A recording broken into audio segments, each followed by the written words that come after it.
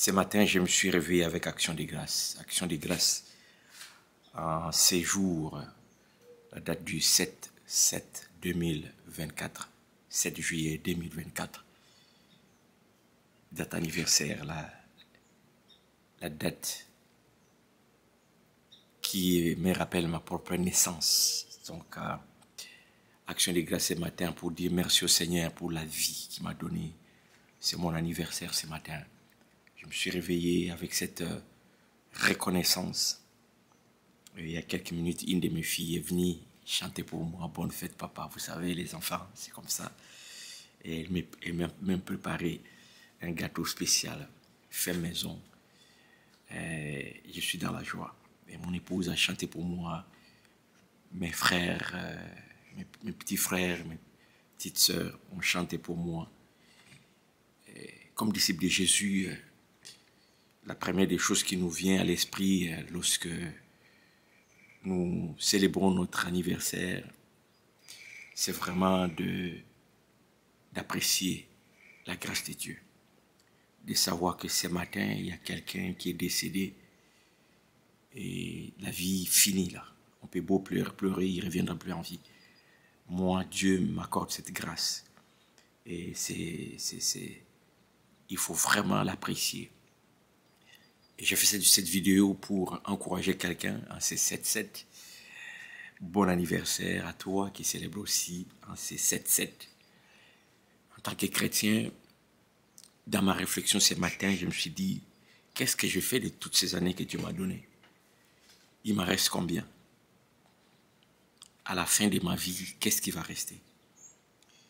Et ce matin, j'ai une pensée qui va traverser la journée et que je vais partager avec toi aussi qui célèbre en ces 7/7 ou en ces mois de juillet.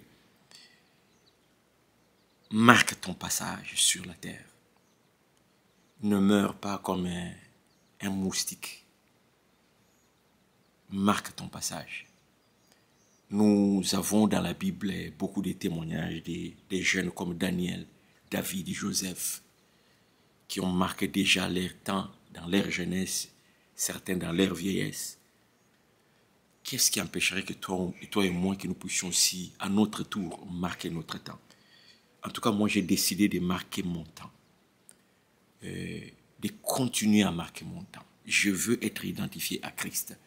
Je veux que le jour où je pars de cette terre, que l'on parle de moi par rapport à ma foi, par rapport à comment j'ai marché avec Christ. Je veux m'impliquer dans l'œuvre du Seigneur. Je veux être un sujet de bénédiction pour mes frères et mes sœurs autour de moi. Marque ton temps, c'est pas juste que tu deviennes pasteur.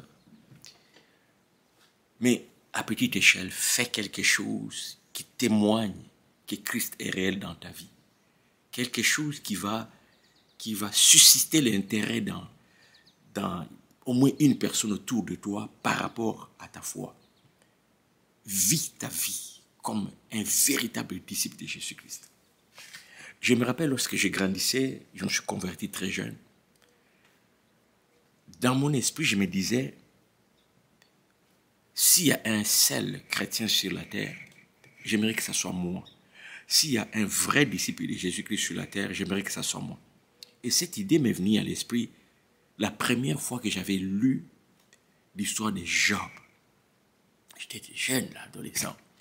Ce qui m'avait marqué dans l'histoire de Job, c'est les témoignages de Dieu lorsqu'il dit à Satan, « As-tu vu mon serviteur Job ?» Oh, je vous dis, j'étais jaloux de ces témoignages de Dieu sur Job. Je dis, comment Dieu vante Job comme ça devant Satan? Et Satan qui essaie de lui dire, ben, tu sais, Job t'aime parce que tu l'as béni. Et vous connaissez l'histoire, la suite de l'histoire. Job est resté authentique malgré les déboires, malgré les difficultés. Et l'histoire de Job m'avait vraiment touché. Et je dirais, ça avait suscité une foi en moi. J'ai dit non, Job n'est plus, mais je m'inspire de Job pour que moi aussi, dans mon temps, Dieu dise de moi, as-tu vu mon serviteur gentils. Job a démontré que ce n'était pas des bénédictions qu'il accroche à Dieu. Et je veux vivre ma vie attaché à Dieu sans que ça soit la bénédiction. C'est pourquoi personnellement je déteste les chansons qui disent moi qui n'étais pas connu, aujourd'hui Dieu m'a élevé, moi qui n'avais rien, aujourd'hui Dieu m'a tout donné en Jésus, maintenant je suis voyage. Des chansons comme ça ne vient pas chercher mon cœur. J'aime Dieu sans quelque chose d'autre. Je veux que mon amour soit attaché à la croix de Jésus.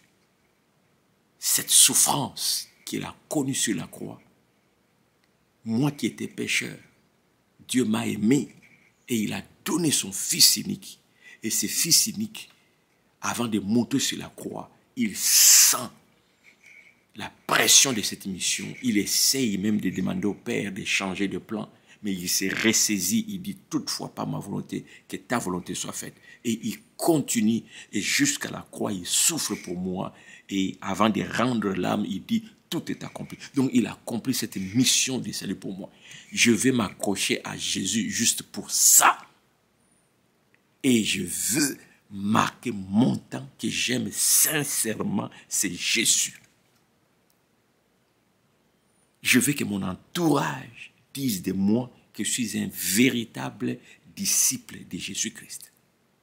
Mon frère, marque ton temps. Marque ton temps. Qu'est-ce que tu vas laisser aux générations futures pour les encourager dans la foi? J'étais encouragé par l'histoire de Job. Il y a aussi l'histoire de Noé qui m'avait touché aussi. D'apprendre qu'à l'époque de Noé, la Bible dit que Dieu avait sauvé Noé et sa famille. Sur la terre, il y avait la femme, la terre entière. On ne parle pas d'un village. La terre entière. Seule la famille de Noé trouve grâce devant Dieu. Oh, ça encore, ça m'avait révolutionné. Et quand j'ai bâti ma famille, lorsque je me suis marié, j'ai dit à mon épouse, je vais bâtir ce genre de famille de Noé, où sur toute l'étendue de la terre, ma famille fait la différence. Et c'est comme ça que j'élève mes enfants dans cette optique d'être une famille distincte, une famille consacrée à Dieu, une famille mise à part pour Dieu, une famille qui est reconnue dans la communauté, une famille de Dieu. Parce que les autres ont marqué leur temps. Moi aussi, je vais marquer mon temps. Bon anniversaire à moi, bon anniversaire à toi aussi. Est-ce qu'on peut s'accorder, on peut décider ensemble que nous n'allons pas mourir sans marquer notre temps? Écris, commente, quelle est la décision que tu as prise aujourd'hui en réfléchissant sur ta vie? Moi, j'ai décidé de marquer mon temps. Et ce que j'ai fait déjà là, c'est pour laisser des traces de ma foi à travers ma chaîne Affermir ma foi pour aider quiconque veut se développer sur le plan spirituel, de mûrir dans la foi.